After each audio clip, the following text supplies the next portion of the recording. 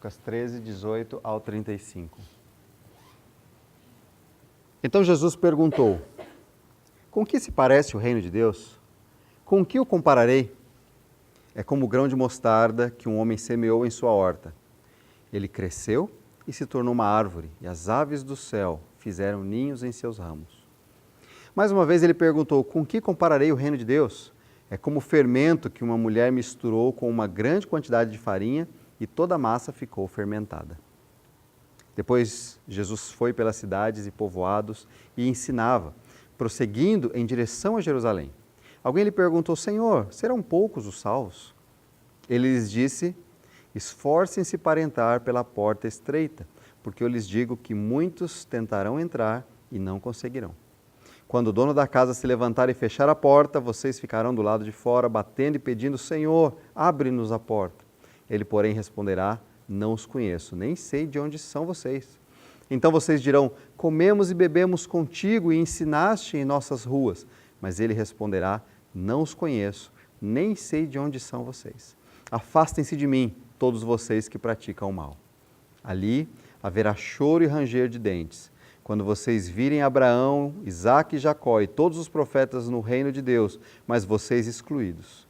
Pessoas virão do Oriente e do Ocidente, do Norte e do Sul, e ocuparão seus lugares à mesa no reino de Deus.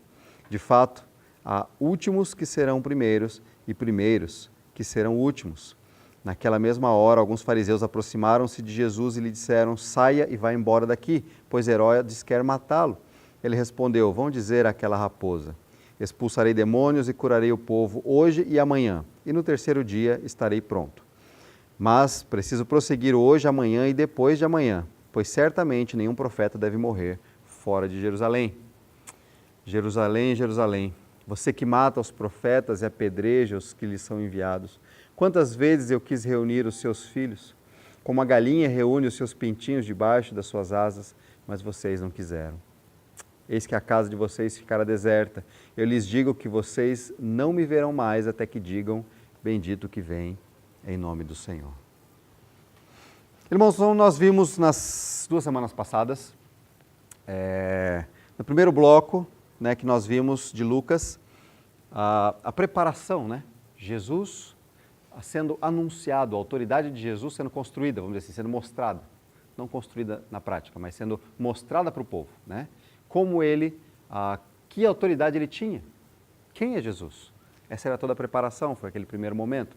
Num segundo momento, nós vimos a Jesus, que foi semana passada, já iniciando o seu ministério, desenvolvendo esse ministério, e curando, ensinando, lidando com algumas questões essenciais, como a cura, como expulsando demônios, ordenando sobre a natureza, e Jesus se mostrando e principalmente pregando as boas novas do reino de Deus, pregando a mensagem do reino. Então a gente já viu isso na semana passada, E agora, nesse terceiro bloco, que eu quero ver com vocês, é o maior bloco, tá? Vai de 9:51 até 19:27, ok? Como eu falei, é um sobrevoo, não dá para a gente passar, já que a ideia é passar todo o livro rapidamente, e o Novo Testamento, então não dá para a gente ficar detalhadamente vendo cada parte. Mas, de forma geral, esse bloco é o maior bloco. O foco de Jesus, abre no capítulo 9, deixa marcado aí, mas volta lá no capítulo 9 um pouquinho, no versículo 51. Aproximando-se o tempo em que seria elevado aos céus, Jesus partiu resolutamente em direção a Jerusalém. Lucas tem esse objetivo, mostrar o foco de Jesus. Ele agora está indo para Jerusalém. Não só porque era uma cidade, tá? Eu quero que vocês entendam isso. O que Lucas está mostrando aqui? Jesus foi profetizado que ele viria, a autoridade dele. Ele começou a fazer e anunciar. Agora ele entra na fase de: estou indo para a conclusão da minha missão. Esse é o bloco. Estou caminhando na direção de Jerusalém, onde eu vou morrer, tá? Onde eu vou cumprir, vou até o final com a minha missão. No próximo bloco que a gente vai ver, que vai ser o último, é a última semana de Jesus na Terra, ok? Aquela última semana, Semana da Paixão lá que a gente fala, ao sacrifício de Cristo. Então, esse é o período que Lucas está mostrando que antecedeu isso, Jesus indo para cumprir a sua missão lá em Jerusalém. E ele já fala um pouquinho disso aqui. Então, os olhos dele já estão indo para aquela semana, né? Para trazer a cabo a salvação, né? Para trazer, de fato, que a salvação. Então, o foco está nisso. E alguns detalhes sobre esse bloco, só para vocês saberem, tá? Curiosidade, no caso. Esse bloco, ele foi construído de 951 até 1927 de uma forma de poesia hebraica chamada quiasmo, tá bom? É uma poesia, é diferente das nossas poesias. Ele começa no primeiro assunto e o último assunto eles combinam. E assim ele vai, aqui o segundo assunto e o penúltimo assunto, todos a chegar no bloco central. Esse texto que nós lemos é o bloco central, Lucas 13, tá? Onde está o centro da mensagem aqui desse bloco todo, ok? Então, o foco dele é isso aqui. E qual é essa mensagem central que nós vemos aqui nesse bloco de 9 até 19? É que o crescimento do reino de Deus não pode ser parado, apesar da rejeição que Jesus teve. Tá? O reino de Deus não pôde ser parado, apesar de toda a rejeição que Jesus sofreu. Okay? Isso já estava anunciado, que essa rejeição também aconteceria. Né? Irmãos, eu queria que vocês pensassem, porque naquela época essa rejeição aconteceu. Naquela época, Jesus já estava dizendo, a mensagem não vai ser parada. Hoje, nos nossos dias, as pessoas são chamadas a crer da mesma forma, e da mesma forma nós vemos rejeição. As pessoas rejeitam o Evangelho. A gente fala, puxa, mas ela não entendeu. Exatamente. Como os judeus não entenderam. Como muitos gregos não entenderam. Não creram. Rejeitaram. Acharam que aquilo era loucura, que aquilo era um absurdo. Hoje, as pessoas também acham. E elas também rejeitam. Elas também não creem. Né? Elas também viram as costas para aquilo que o Senhor Jesus está falando, ou preferem se agarrar a alguma ideia que tem na cabeça sobre salvação. E assim, então, poucos serão salvos. Se a gente olhar hoje para o mundo ou para a história, parece bastante gente. Mas se você comparar com a quantidade de gente que existiu no mundo e existe hoje, são poucos. Tá? São bem poucos. Aí a gente vai falar sobre isso nessa passagem do capítulo 13 que a gente viu, tá bom? Nesse bloco do capítulo 9 até o 19, existem 3 movimentos de Jesus aí. E diante desses 3 movimentos, eu queria que nós aprendêssemos então 3 lições sobre a salvação. Então eu queria que a gente pensasse sobre isso. Lembra? Jesus veio para buscar e salvar o que estava perdido. Então, e quando Lucas escreveu, ele escreve, olha, eu estou escrevendo esses fatos ordenados para você ter certeza daquilo que você foi ensinado. É a verdade de Jesus Cristo. O que significa isso? Nesse bloco que nós vimos, a primeira parte dele, mostra a rejeição. Capítulos de 9 a 11, vai mostrar a rejeição de forma bem forte. A rejeição dos fariseus, como eles não aceitaram, como eles não creram. Como eles, na verdade, procuraram jeitos de testar Jesus e mostrar que Jesus estava errado, ou prendê-lo, ou dar um jeito de acabar com ele. Né? Então, a gente vê isso de forma bem forte, a rejeição de Jesus pelas autoridades, né? Pelo povo, pelo seu povo, aquele povo que ele veio, né? No primeiro momento. A gente vê a rejeição. E diante dessa rejeição, então a gente aprende a primeira lição que eu quero que a gente pense. Irmãos, a salvação, ela está disponível. Hoje. Né? A salvação é possível hoje. Assim como era possível quando Jesus estava andando sobre a terra. Ele veio, ele abriu esse caminho e ele tornou essa salvação possível naquela época. E ela está aberta hoje. A gente precisa lembrar disso. Eu sei que vocês sabem, mas a gente precisa lembrar que a salvação ela está possível hoje. Eu queria ler de novo os versos 18 e 19 do capítulo 13 aí. Né? Já que é o centro, eu quero focar nesses versículos. 18 e 19 é aquela parábola que diz assim, então Jesus perguntou, com que parece o reino de Deus? A primeira comparação que Jesus faz aí. E ele diz, com que compararei? É como um grão de mostarda que um homem semeou em sua horta. Ele cresceu, se tornou uma árvore, e as aves do céu fizeram ninhos em seus ramos. Eles tinham um ditado, pequeno como o grão de mostarda. O grão de mostarda para eles era algo insignificante. E Jesus está dizendo, o reino de Deus é como um grão de mostarda. Ele começou pequeno, mas ele vai crescer a tal ponto de se tornar uma árvore frondosa, forte, enraizada, robusta, que vai amparar e proteger os passarinhos que vão fazer os seus ninhos ali. Então Jesus está mostrando aqui o crescimento do reino de Deus. O ministério de Jesus começou ali, na região de Jerusalém, como Lucas mesmo fala depois em Atos, atingiu Jerusalém, Judéia e Samaria, mas depois foi lá para o norte da Ásia, né, o sul da Europa, pegou a região da Grécia, depois subiu para a Europa toda, norte da África, Europa toda, depois foi para a América do Norte, depois desceu para a América Central, do Sul, e hoje depois a África e alcançou o mundo. Tá bom, em alguns lugares ainda não chegou, mas se espalhou pelo mundo inteiro.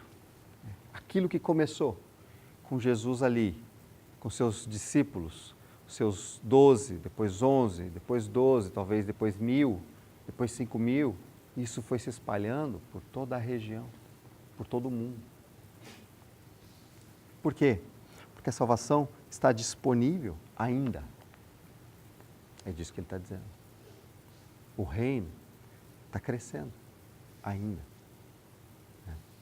E é desafiador para nós pensarmos nisso, gente, porque Jesus mostra aqui que ele veio para o seu povo, mas o seu povo o rejeitou. E quem foi que aceitou, então? Os improváveis. Aqueles que eram rejeitados pela sociedade. Você vê cegos que enxergavam melhor do que fariseus e líderes religiosos. Você vê leprosos que tinham mais sensibilidade ao Evangelho do que os líderes religiosos. Paralíticos que tinham mais mobilidade do que os líderes religiosos. Distantes do reino de Deus. O contraste que a gente vê ali, né? O rejeitado da sociedade, eles creram no Senhor. A oportunidade se abriu para todo mundo. Para todo mundo. Se abriu para aqueles que não eram judeus. Lembra? Lucas não era judeu. O Evangelho o alcançou. E alcançou o mundo inteiro. E eu sempre lembro disso, gente, porque um desafio aqui, diante dessa possibilidade de salvação. Primeiro, aqueles que não são crentes. Precisa repensar a vida. E é isso que vai continuar vivendo. Longe do Senhor. Existe ainda a possibilidade de crer. Mas também para nós que somos cristãos já. Quanto isso deve desafiar, né? Nós temos que repensar as nossas prioridades. Sabe por quê? Porque o que eu tenho visto é que nós cristãos, a gente se acostuma. Eu fui salvo. E a gente vive, a maioria dos cristãos, estou falando vocês, não estou falando especificamente vocês, eu. Estou falando nós cristãos, a cristandade como um todo, né? As igrejas no geral. Parece que a gente muda como se a gente tivesse mudado de emprego. A gente passa alguns anos ou meses indo para aquela empresa todo dia. Aí depois a gente troca de empresa, aí a gente não vai mais para aquela empresa, né? Que eu estava conversando com o Ricardo, né? Na quarta-feira ele vai para a empresa, aí ele dorme, no dia seguinte ele já vai para outra empresa. E ele toca a vida normal, trabalhando e seguindo a vida como normal, né? Mas parece que a gente faz isso, o cristão faz isso na vida cristã. Ele vivia uma vida longe de Deus, e aí ele se converte. E aí parece que a única coisa que mudou é que ele passa a ir em um lugar diferente, mas ele vive do mesmo jeito. E o desafio para nós é repensarmos então os nossos valores. Gente, nós fomos salvos pela graça, nós falamos sobre isso, oramos isso, cantamos isso. Nós somos salvos porque o Senhor nos alcançou. E a salvação continua disponível. O que isso muda na nossa vida e nas nossas prioridades, como nós reorganizamos a nossa vida? O que continua sendo o valor principal para nós?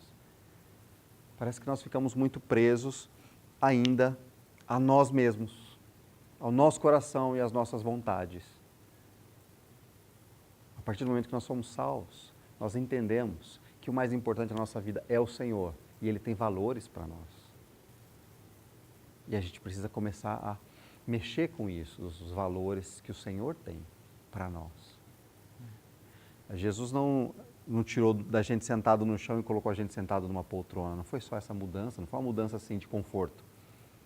Não, é muito mais do que isso, que é o que nós vamos ver no próximo ensino aqui acerca da salvação. que é a nossa transformação. Mas por que eu estou falando isso? Gente, eu olho para aqueles 12 que começaram, e quando Jesus morreu, não sei se vocês lembram, né? Mas eles estavam reunidos com medo lá em Jerusalém.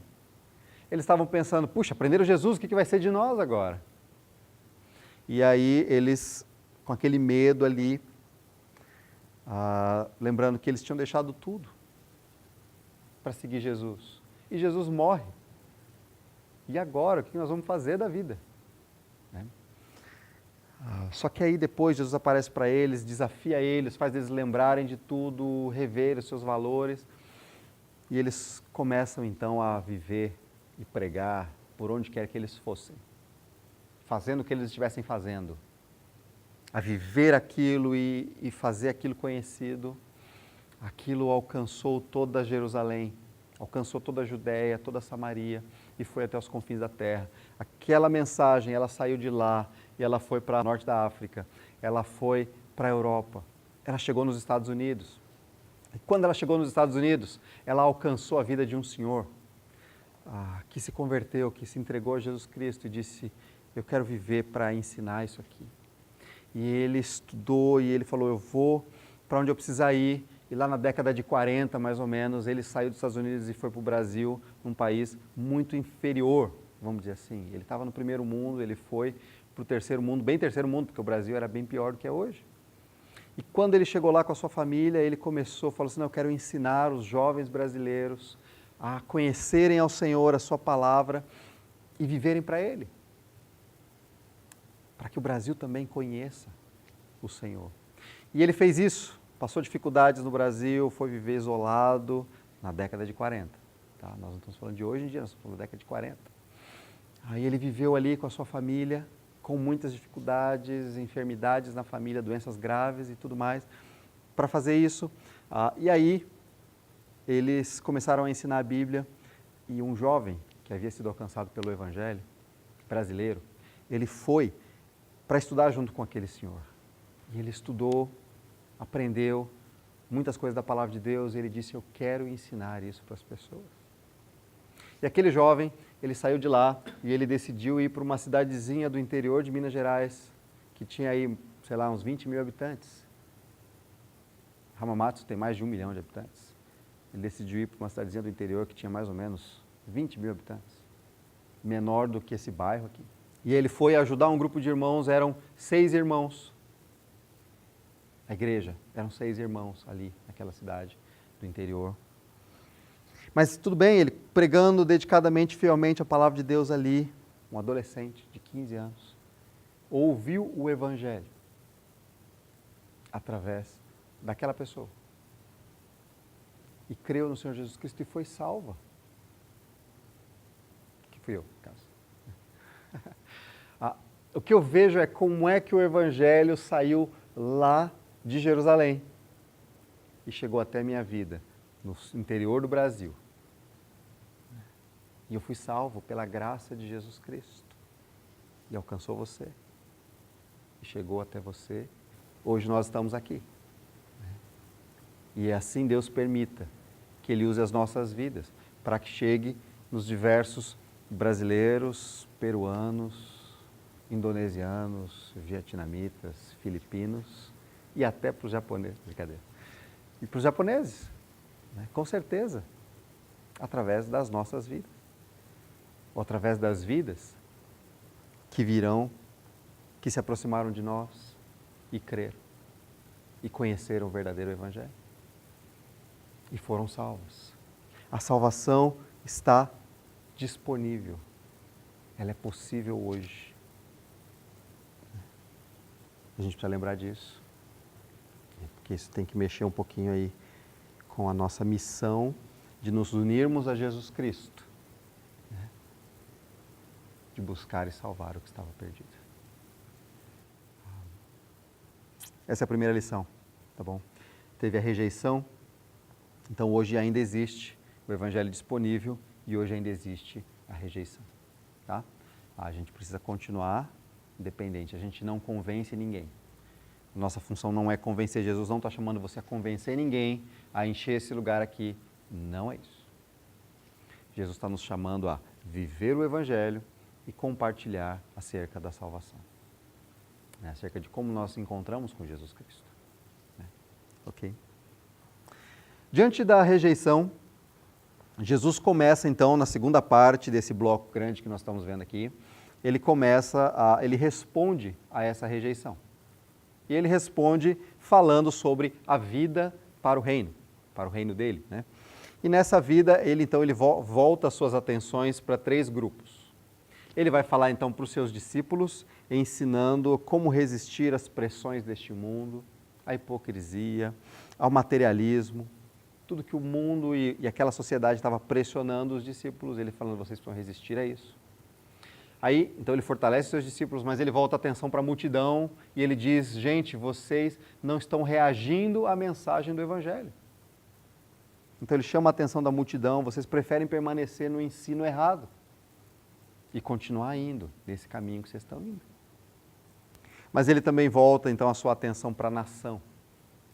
E ele diz que entrar no reino é um privilégio de poucos. É um privilégio de poucos. E aí, nesse sentido, ele já está apontando então para a condenação da nação, né? E do mundo. Então, a segunda lição que a gente aprende acerca da salvação é que a salvação, então olhando para nós agora, os discípulos, a salvação, ela transforma a nossa visão do mundo. Precisa transformar a nossa visão do mundo, é aquilo que eu estava falando, né? Nós somos transformados, não é igual só mudei de emprego, só mudei de camisa, só mudei de casa, não é isso. Mudou a nossa visão, como nós vemos o mundo. Precisa mudar. É disso que Jesus está falando. Capítulo 13, nós estávamos lá no 13, 20 e 21, outra parábola aí. Ele perguntou, com que compararei o reino de Deus? É como o fermento que uma mulher misturou com uma grande quantidade de farinha e toda a massa ficou fermentada. Irmãos, Jesus ainda está falando sobre o crescimento e a expansão do reino. Mas é interessante a ideia do fermento, porque vocês sabem muito bem do que eu, né? Melhor do que eu, até vocês que cozinham, que se você pegar, misturar água, farinha, ovo ou leite, ou água ou leite, sei lá, não sei fazer bolo, nem pão, nada, mas você misturou isso aí, vai dar uma massa, certo? Vai dar uma massa, você vai assar, ela vai ficar de um jeito. Agora você põe lá uma colherinha de fermento e mistura naquela massa, vai virar uma outra massa, certo? Tô certo? Tô errado? É isso mesmo? É a mesma massa, maior. Não só, né? Depois ela fica mais fofinha. O que Jesus está dizendo é, aquele fermento ali, ele atinge a massa toda. Uma vez que você misturou, aquilo ali pode ser pouco, mas ele vai atingir a massa toda. E ele vai transformar aquela massa, ele vai modificar aquela massa. Ele vai mexer com ela. É essa a ideia que a gente precisa pensar aqui. A gente precisa pensar que a nossa mudança não veio de dentro, ela veio de fora. Foi a salvação que Jesus nos deu. Só que uma vez que nós somos salvos, ela entrou em nós e ela alcança cada área e precisa alcançar a nossa vida como um todo. E ela vai transformando. E ela vai mexendo. Precisa ir mexendo. Precisa ir transformando. Ela muda a nossa visão desse mundo. É uma das primeiras coisas. Hoje, quando a gente olha para as pessoas, né, eu passei com todos vocês aquele estudo sobre quem é o homem sem Jesus. Porque às vezes a gente olha para as pessoas e a gente fala, sabe, é só mais uma pessoa.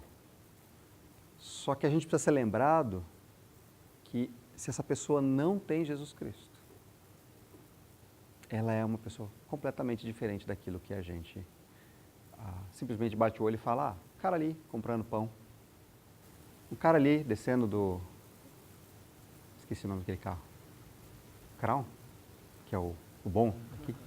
Só o cara ali descendo ali, puxa, como inveja aquele cara, descendo todo ali arrumadinho e tal, tranquilo. É mais do que isso. É a gente poder olhar e falar, esse cara está perdido, ele está morto, ele está condenado. Ele está longe de Deus e caminhando para longe de Deus. É desafiador, de fato, para nós pensarmos sobre isso. Isso tem que mudar a nossa perspectiva do mundo, como a gente olha para o mundo. E aqui o chamado, então, para os apóstolos, para os discípulos aqui, né, ele vai falar isso mais para frente um pouquinho, né, nos outros capítulos aqui. Isso deve levar, então, à humildade e não ao orgulho. Irmãos, por causa do orgulho, aquelas pessoas estavam rejeitando a Cristo. Por causa do orgulho, aquelas pessoas estavam rejeitando a salvação proposta por Jesus Cristo. Por quê? Porque quando você tem esse orgulho, você diz, eu não preciso. Eu já sei. Agora, quando ele vê naquelas pessoas improváveis ali, eu não consigo, eu preciso, isso é humildade. E aí isso torna a gente dependente. Porque os orgulhosos, geralmente, eles são independentes. Eu não preciso. É o que Jesus estava dizendo quando ele disse lá atrás que a gente leu, né? Eu vim para os enfermos e não para os sãos. Porque o orgulho cega a gente, torna a gente deseja ser independente. A gente acha que é independente, que a gente não precisa. E o contrário é, nós somos chamados à humildade. Nós não somos capazes, nós precisamos inteiramente de Deus, nós precisamos da graça de Deus, da vontade de Deus, da ajuda de Deus e de toda ajuda que a gente puder ter. Por isso que existe a igreja, nós precisamos uns dos outros. Então nós precisamos olhar com outros olhos para a igreja. A igreja não é um grupo de pessoas que frequenta uma reunião juntos, um grupo de pessoas perfeitas que frequentam esse lugar. Nós não somos isso.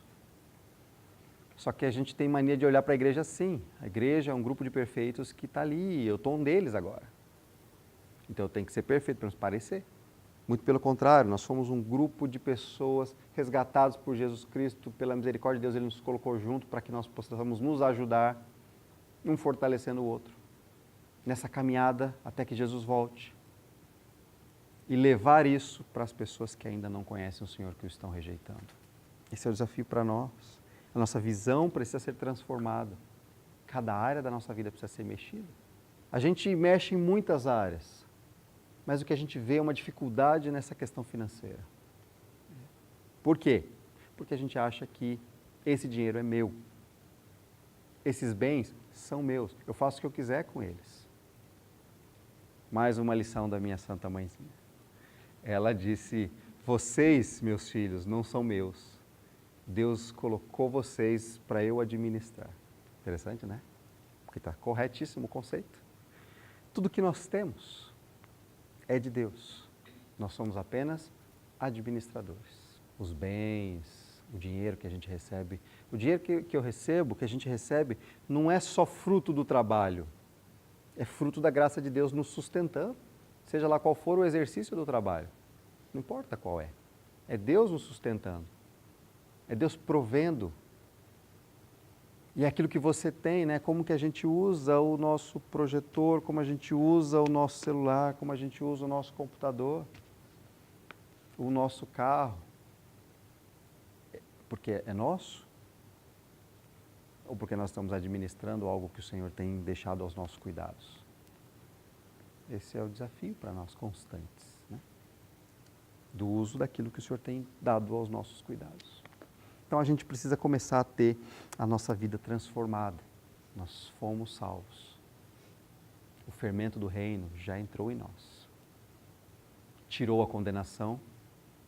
Agora ele vai mexendo com a nossa visão do mundo,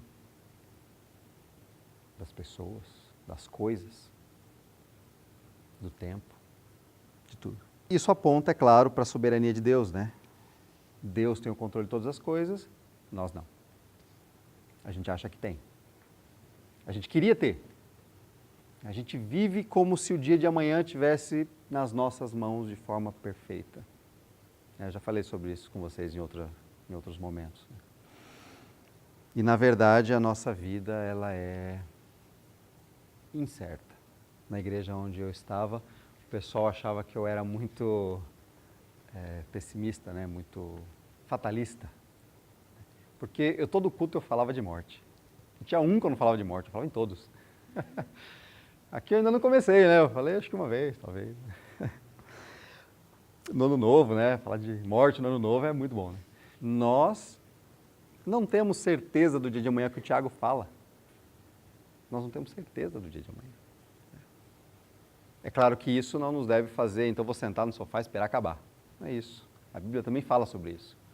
Mas ela fala que a gente tem que viver cada dia, que o Senhor tem nos sustentado, né? A gente pode fazer planos e deve fazer planos, sem dúvida nenhuma, mas a gente não deve viver como se a gente tivesse controle do dia de amanhã. Não dá para fazer isso, porque nós não temos controle do dia de amanhã, né? Então, isso aponta para a nossa falta de controle. Qualquer coisa pode mudar a nossa rotina. A gente pode estar planejando essa semana, trabalhar, só que você pode dormir hoje à noite e acordar doente, com o corpo mal, não conseguindo levantar da cama, ou não acordar, né? Pode acontecer. E aí muda tudo a sua agenda, né? Tudo bem, você fez uma agenda, não tem problema, faz parte. Mas a sua agenda muda, isso mostra o quê? Nós não temos controle sobre a vida. Nós não temos controle. Mas também de forma coletiva, né? Se de repente, nesta noite, der um grande terremoto, provavelmente amanhã vai ser um dia diferente para todo mundo aqui. Vai mudar aquilo que a gente é programado para a semana. Vai mudar, né? Então, a gente não tem controle, gente. Nós não temos. Tá? A gente precisa lembrar disso. A gente faz planos, mas a gente sabe que Deus é soberano, nós cantamos isso, e que nós não temos controle nas nossas mãos. Na terceira parte desse bloco que nós estamos vendo aqui, Jesus indo para Jerusalém, com foco na sua missão de dar a sua vida pelos seus, para a salvação do perdido. Então, Jesus fala sobre a atitude adequada dos discípulos. Ele vai falar, então, sobre essa mudança, né, de visão, de oração, de humildade. Quando a gente tem humildade, a gente reconhece que depende de Deus. Se a gente reconhece que depende de Deus, isso nos leva à oração. Porque oração é falar com Deus, é entregar, é estar sempre constante falando com Ele, relacionando com Ele, né? Então, a atitude adequada dos discípulos, então, ele vai mostrar o contraste com a rejeição e para onde leva a rejeição. Então, ele vai falar de condenação e de salvação, né? Então, a terceira lição que eu queria que nós aprendêssemos aí nesse bloco sobre salvação é: a salvação, ela mostra o caráter de Deus. A salvação, ela mostra o caráter de Deus em alguns aspectos, né? Não totalmente, mas alguns aspectos do caráter de Deus. Vamos ler 22 a 35 de novo? Depois, Jesus foi pelas cidades e povoados e ensinava. Lucas coloca um parênteses aqui, prosseguindo em direção a Jerusalém. Tá? Ele tinha um objetivo em mente. E nesse processo, alguém lhe perguntou, versículo 23, alguém, não sabemos quem: Senhor, serão poucos os salvos? A pergunta dessa pessoa para Jesus. E Jesus, em vez de responder diretamente, ele diz, 24, esforcem-se para entrar pela porta estreita, porque eu lhes digo que muitos tentarão entrar e não conseguirão.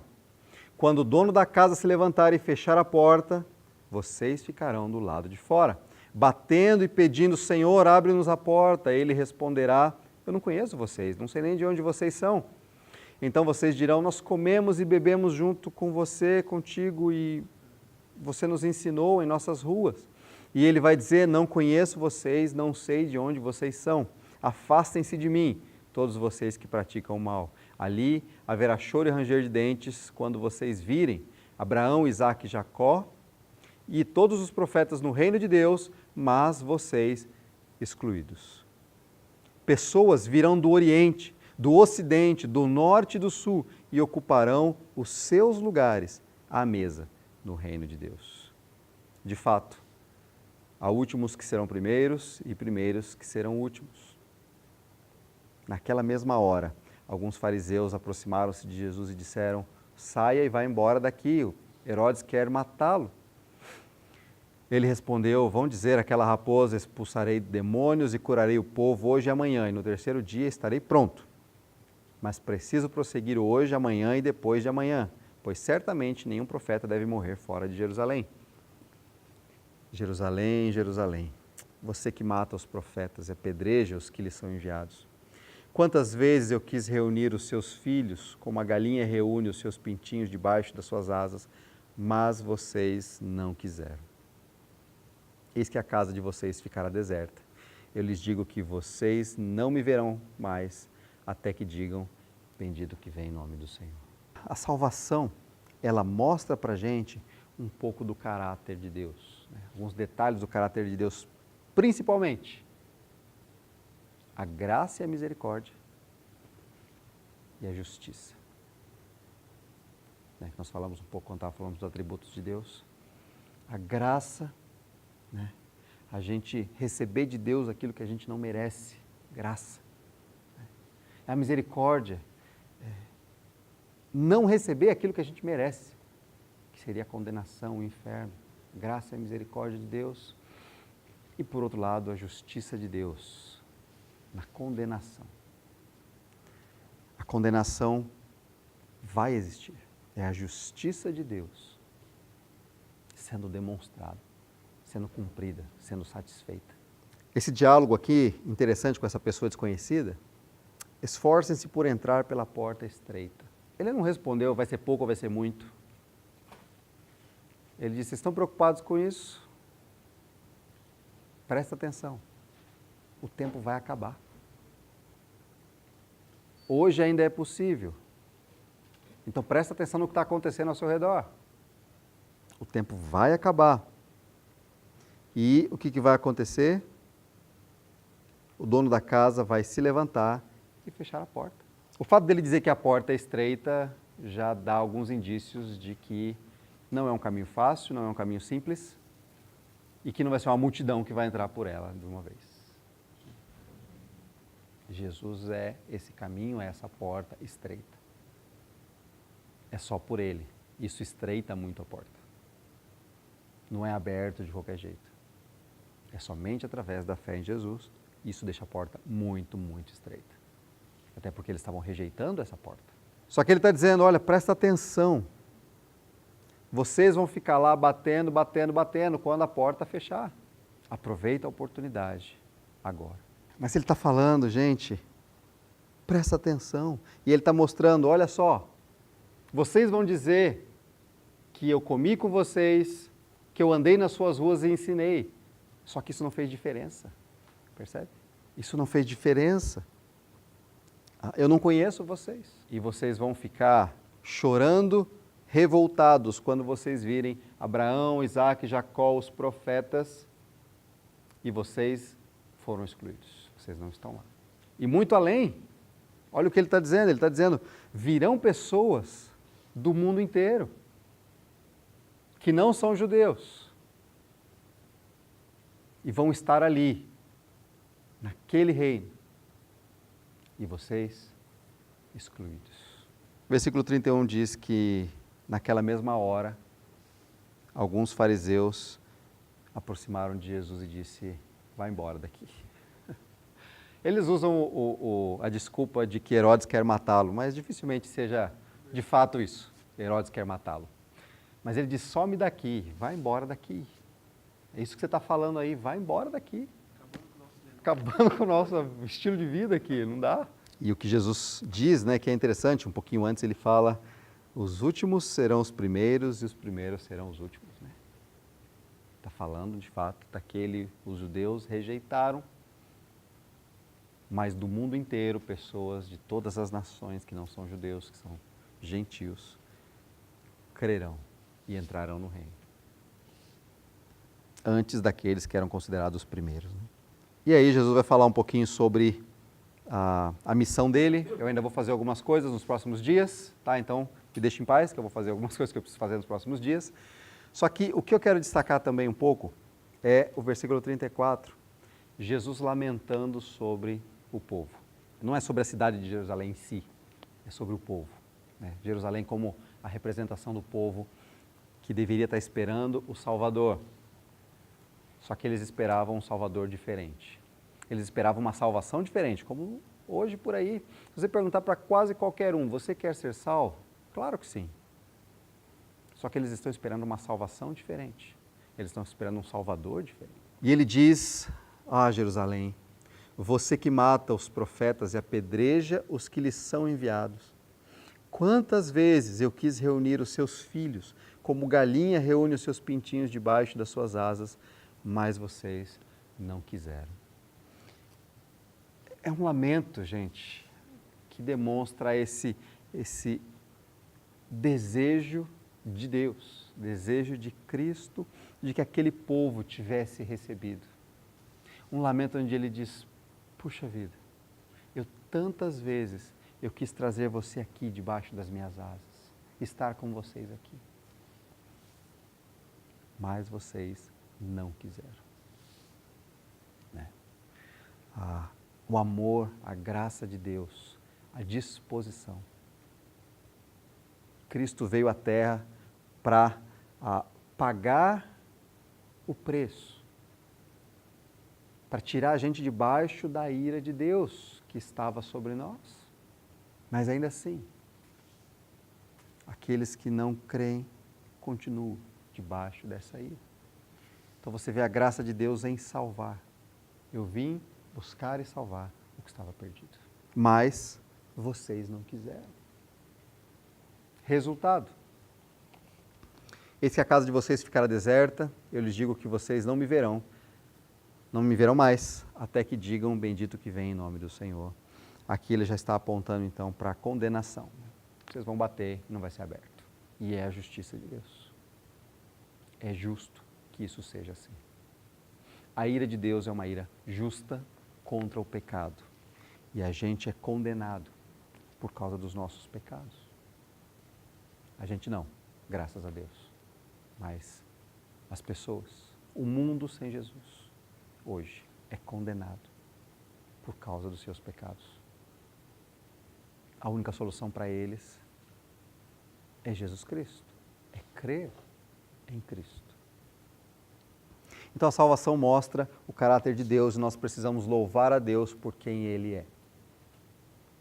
Né? A gente tem uma tendência de louvar a Deus pelo que Ele faz, por como Ele presenteou a gente, por como Ele me abençoou. Senhor, obrigado porque o Senhor me abençoou assim, assim, assado. Ok, não tem problema, mas precisamos exaltar mais a Deus lembrando quem Ele é. Né? E Ele é um Deus de graça. Ele é um Deus de misericórdia. Ele é um Deus que o ser humano estava perdido, a humanidade estava perdida. E Ele veio para resolver esse problema. Ele não precisava ter vindo. A humanidade era inimigo. Ele podia ter explodido a terra e mandado todo mundo para o inferno. Ou se ele quisesse preservar a terra, ele mandava só as pessoas para o inferno. Mas não. Ele veio para demonstrar a sua graça. E Ele demonstra a sua graça na nossa salvação. Você é a demonstração da bondade, da graça, da misericórdia de Jesus Cristo. Eu sou isso. Eu não merecia nada disso. Eu realmente merecia o inferno. Ele é gracioso. Ele é misericordioso. Só que Deus é justo. E a gente olha para as pessoas ao redor e vai ter o tempo onde Ele vai exercer com ímpeto a sua justiça. A morte de Cristo na cruz foi uma parte dessa justiça. Como nós já vimos, né? Cristo, Filho de Deus, sem pecado, veio e Ele suportou a morte, a pior morte que existia na época. A morte mais humilhante, sangrenta e dolorida e cruel, por amor a nós, para nos salvar. Precisamos lembrar constantemente aí da justiça de Deus e da graça de Deus, né? E louvá-lo por causa dessa justiça, louvá-lo por causa da sua graça. A salvação que nós temos, graças ao Filho do Homem que veio, nos buscou, nos encontrou, essa salvação, ela é possível hoje ainda para as outras pessoas. Essa salvação, ela transforma a nossa visão e precisa transformar a nossa visão do mundo e da nossa vida, as nossas prioridades. E essa salvação, ela mostra o caráter de Deus. Precisamos louvá-lo. Devemos louvá-lo. Deve ser um impulso natural do nosso ser, do nosso coração, louvar ao Senhor e exaltá-lo. Vamos orar por isso?